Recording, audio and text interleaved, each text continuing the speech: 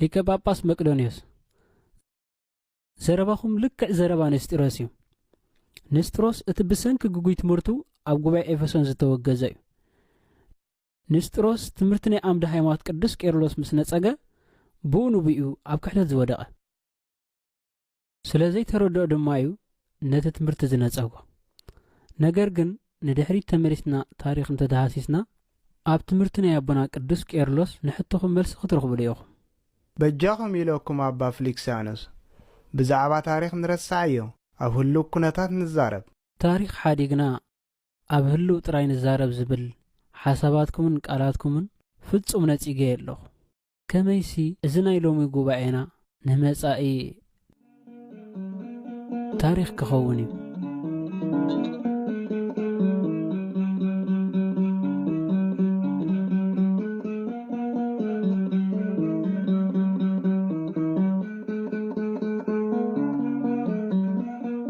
مولاد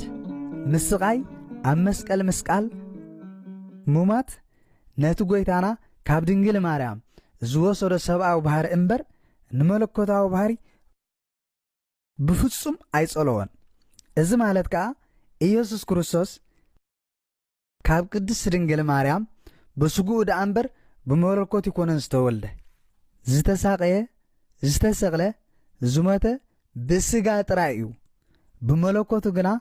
ايتساقين ايتساقلن ايموتنون دحرزي بحيل ملكوتو نمت سعرو تنسئ نحنا ابصلته كيدان ولاو كاب دنجل تولده ام مسقل تساقله كاموتون تنسئ انتبلنا قدمي اغن اذا حرك بمقدام قدوس حيال قدوس هياو زي موت نبل مقنياتو ኢየሱስ ክርስቶስ ብስጉድ አንበር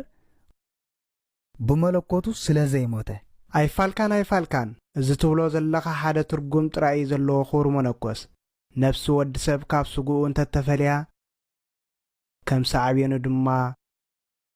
እታ ነፍሲ ካብ መለኮት ተፈልየ የቅሬታ ግበሩ ለይ ብጽዕነቶም እታ ደምጻኹማ ምጎት ቅንዕታ ኣይኮነትን ምክንያቱ ህያው ቃል ስጋ ስለዝለበሰ بموتو كانفسو كابسو انت تفليت كام ملكوتو غنا بفصم اي تفليتن مغنياتو ملكوت مسغون مسنفسن بفصم